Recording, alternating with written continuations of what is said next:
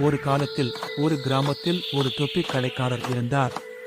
அவர் பல வண்ணங்களில் அழகான தொப்பிகளை விற்பனைக்காக ஒரு ஊரில் இருந்து மற்றொரு ஊருக்கு தன் தலையில் சுமந்து சென்றார். ஒரு நாள் அவர் அதிக தூரம் நடந்த களைப்பால் ஒரு பெரிய மரத்தின் அடியில் ஓய்வெடுக்க தீர்மானித்தார். களைப்பின் காரணமாக அங்கேயே அவருக்கு தூக்கம் வந்துவிட்டது.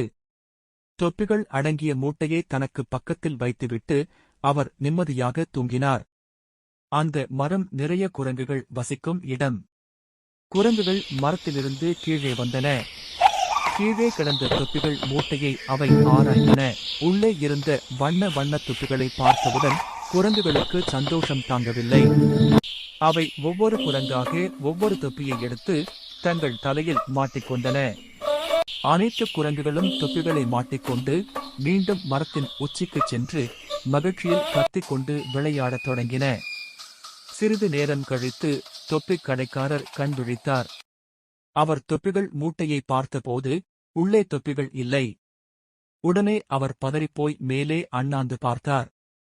மரத்தின் மேலே இருந்த குரங்குகள் அனைத்தும் அவருடைய தொப்பிகளை போட்டுக்கொண்டு விளையாடுவதைக் கண்டார். குரங்குகளிடமிருந்து தொப்பிகளை எப்படி திரும்பப் பெறுவது என்று அவர் தீவிரமாக யோசித்தார். அவருக்கு திடீரென்று ஒரு யோசனை தோன்றியது. பொதுவாக குரங்குகள் மனிதர்கள் செய்வதை பார்த்து அப்படியே செய்யும். உடனே அவர் தன் தலையில் இருந்த தொப்பியை எடுத்து அதை தூக்கி தரையில் எறிந்தார். அதை உடனே கவனித்து குரங்குகள் அனைத்தும் சற்றும் யோசிக்காமல் தாங்கள் அணிந்திருந்த தொப்பிகளையும் எடுத்து தரையில் எறிந்தன. தொப்பிக் கடைக்காரர் சற்றும் தாமதிக்காமல் தரையில் கிடந்த தொப்பிகள் அனைத்தையும் வேகமாக எடுத்து மூட்டையில் போட்டுக்கொண்டார். அவர் தொப்பிகள் மூட்டையுடன் புறப்பட்டுச் சென்றார். குரங்குகள் ஏமாற்றத்துடன் மரத்தின் மீது அமர்ந்திருந்தன.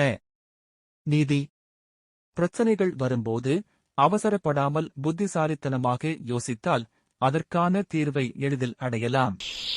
அவசரப்பட்டு உணர்ச்சிவசப்பட்டால் காரியங்கள் கெட்டுவிடும்.